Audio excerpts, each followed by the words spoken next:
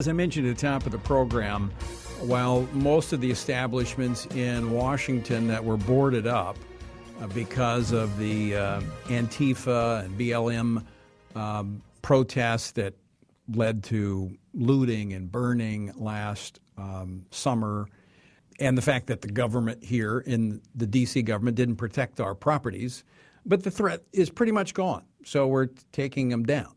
Most of the boards are coming down, but the fences are going up around the Capitol. Razor wire, atop 10-foot fences all around the Capitol complex. It's huge. And reported that 5,000 troops are going to stay in the city through March the 15th to protect against, quote-unquote, mass demonstrations. Well, I haven't seen anybody other than Antifa was here this weekend, parading Sunday through the streets, harassing diners on the streets, threatening to burn down the city. Well, of course, government officials didn't do anything about that. I think, in fact, I wouldn't be surprised if Mayor Bowser gave them the key to the city. This is all political theater, but it's coming at a huge cost. Joining me now is the ranking member on the House Oversight Committee, Congressman James Comer, who represents the 1st Congressional District of the Bluegrass State. Congressman, welcome back to the program. It's great to be back. All right, tell our listeners just how much they have to pay for Nancy Pelosi's political theater and all the props that she's putting around the Capitol. Well, we're already in excess of hundreds of millions of dollars, and it's 100% political, as you said, and I read your column that you wrote about it. Couldn't agree more. It's very disappointing at a time when Congress needs to be focused on making sure that anyone who wants the vaccine can get the vaccine, making sure that people who are out of work can get back to work, making sure businesses that Democrats shut down can reopen safely, make sure kids get back in school. So many pressing issues, and you see they're focused on two fronts: an impeachment of a former president and the optics of building a fence around the Capitol with armed guards to protect the Capitol. And by the way, also putting in metal detectors in the House because the enemy is within. You know, it's just right. Everything she's doing is political, and it's hurting America. It's dividing America.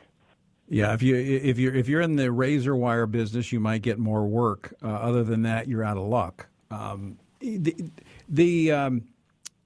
In fact, let me just so people know we're not making this stuff up. The Pentagon press secretary John Kirby said that the price of sending National Guard troops to protect the area around the Capitol from January the 6th to the 15th will total $483 million, $500 million for what I think, again, is just props in Nancy Pelosi's political theater, and she's using this as cover for a power grab. And to your point of the metal detectors, which I believe, as your colleagues do, are unconstitutional to force members of Congress to go through her metal detectors, checkpoint Pelosi, to get into the House to vote representing their constituents is unconstitutional. But it is a massive power grab by the Democrats. It all goes into the narrative that they're trying to deliver to the far left base that we have to have more gun control, and members of Congress are even people who exercise their Second Amendment rights. And the security around the fence around the Capitol is to show that the Republicans incited a mob, and if the 75 million people who voted for Donald Trump are enemies, and we need protection from the enemies. We need more protection.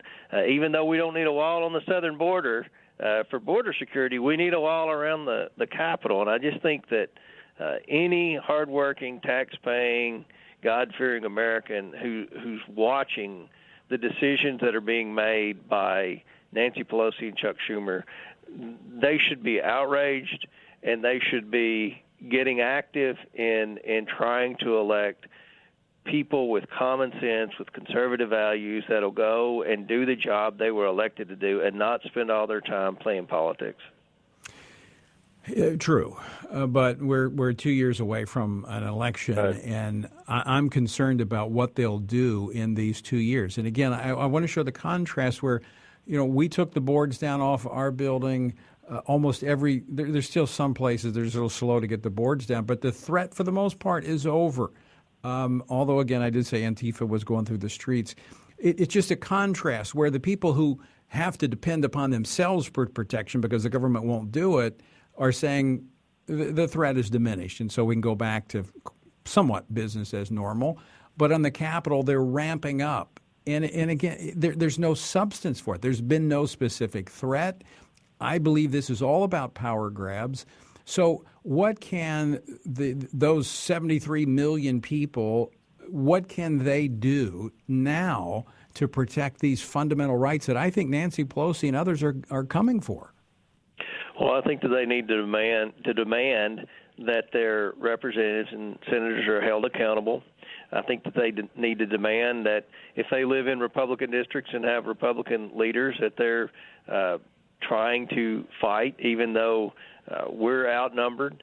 There are other options with respect to with you can filibuster, you can do things to try to delay this debate. We're going to continue to message, but I believe that if they have friends, they need to really get active and try to communicate their outrage with the people. Because if Pelosi and them sense that they're losing the battle among the masses, if they think that their strategy isn't working, then they will change gears real quick. You see that happen all the time with politicians, and I think that that's one thing that people need to do is just nonstop getting on the phone and emails, calling their members of Congress and governors and mayors and expressing their opinions.